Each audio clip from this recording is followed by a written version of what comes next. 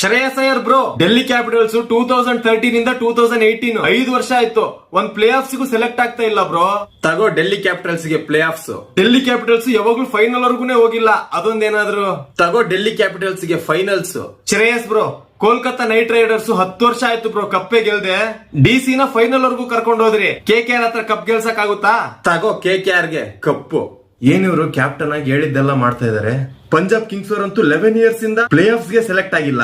ಈ ಟಾಸ್ಕ್ ಕೊಟ್ಬಿಡೋಣ. Shreyas bro, Punjab Kings ಅವ್ರನ್ನ ಟಾಪ್ 4 ಕ್ವಾಲಿಫೈ ಮಾಡ್ಸಕ್ ಆಗುತ್ತಾ? ಸೆಹರಿ ಬಾಬುದಿಲ್ ಲೆಹರಿ. ತಗೋ ಪಂಜಾಬ್ ಕಿಂಗ್ಸ್ ಗೆ ಪ್ಲೇ ಆಫ್ಸ್. ಯಾರು ಬ್ರೋ ನೀವು ಇಷ್ಟು ಕ್ರೇಜಿ ಕ್ಯಾಪ್ಟನ್ಸಿ ಮಾಡ್ತಾ ಇದ್ದೀರಾ?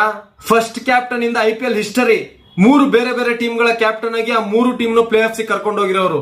2027 ವರ್ಲ್ಡ್ ಕಪ್ ಆದ್ಮೇಲೆ ರೋಹಿತ್ ಕ್ಯಾಪ್ಟನ್ಸಿ ಬಿಡಬಹುದು, ರೋಹಿತ್ ಕೊಹ್ಲಿ ರಿಟೈರ್ಮೆಂಟ್ ಕೊಡಬಹುದು. ಆಮೇಲೆ ನೀವು ಇಂಡಿಯಾ ಟೀಮ್ ಕ್ಯಾಪ್ಟನ್ಸಿ ತಗೊಂಡು ಬೇರೆ ಬೇರೆ ಕಪ್ ಗಳನ್ನ ಗೆಲ್ಲಿಸಬೇಕು ಬ್ರೋ. ನನ್ ಟಾರ್ಗೆಟ್ ಕೂಡ ಅದೇನೆ.